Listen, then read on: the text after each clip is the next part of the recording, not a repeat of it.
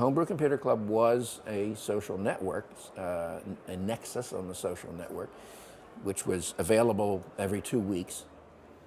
Steve Wozniak was there at the first meeting, and he, with Randy Wigginton and Chris Espinosa, high school kids, would be working on developing his Apple I, his Apple Basic, and getting help from a lot of people. I gave a whole set of the chipset to Woz one day when I first met him, and I was introduced to him from Captain Crunch, John Draper. He bemoaned the fact that he was a technician at HP and couldn't get freebies. And I took pity on him and gave him a shoebox full of 6,800 parts. That was fun because we became friends right after that and have been ever since. One of my favorite people. Well, Bill Gates and Paul Allen went down to Albuquerque with what they claimed was a BASIC, and they were developing it, and they had something to show. And they were taking a very straightforward retail commercial approach. They were going to make BASIC interpreters, and they were going to sell them to the customers of MITs who bought Altairs. There'd be a discount for if you had already bought an Altair, and they were going to make their money on that. It was mom and pop, in effect, setting up a storefront.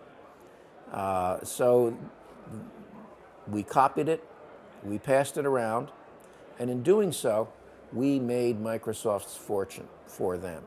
An individual who you may get to talk to later today, but all these years he's been afraid that a certain company whose middle name is Microsoft might come after him because he was a tester of the 4K BASIC, and they had left him with a paper tape like weeks before it was released, and he gave it to me, and I took it to work, made about 75 copies, brought them to the next club meeting. Somebody said, "What are those?" I told them, and they disappeared in about 2 minutes. I couldn't get out of the way fast enough, which was strange because at that particular time, I think there were only 2 people in the club who had computers that could actually use it, but everybody had intentions. And had Bill Gates called me and everyone else at the club pirates, we tried our best to convince him that he could not sell a piece of software to hobbyists that cost more than the computer that we wanted to build. He didn't get that for many years. I'm not sure he gets it today, considering that while I may be the first software pirate, he's definitely the best. We did the marketing. We filled the market with that BASIC, and since the market was expanding, there was plenty of room more. Bill Gates was taking the approach that there was only so much of a market. When this event happened, software could neither be copyrighted nor could it be patented. The manuals could be copyrighted, but that was all. I never copied the manual. Somebody else did that. First of all, the people who had spent much more of their time and money and effort in trying to get these computers working found out when they did get them working, they didn't do anything. They could execute like 80 instructions or something from the front panel switches. Big deal. Their wives are looking at them saying, "You said this would do something like keep recipes and so forth. Well, how about it?"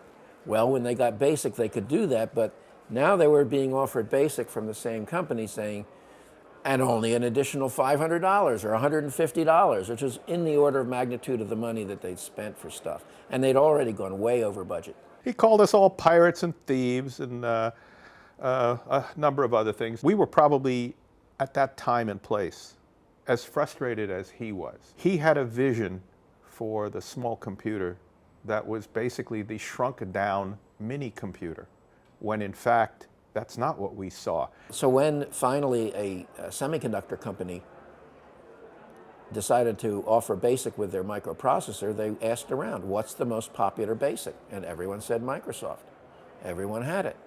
No, they didn't pay for it mostly, but they had it. The other interesting things, of course, are that the 1977 Copyright Act modifications, which were made probably because of what I did. I always say when people ask me what I think about that episode, And the letter that Bill Gates sent saying, "You are all thieves, you should pay me my money." The value of the computer time we used was $40,000. Now, all of us who are anywhere near the computer industry had a big laugh on that one. Yes, computer dollars. Nobody ever pays computer dollars in real dollars. So we didn't have a lot of respect for him in that regard. He seems to have made out okay. I think it's a goddamn shame that Bill and Paul didn't get their money. Those kids could have amounted to something.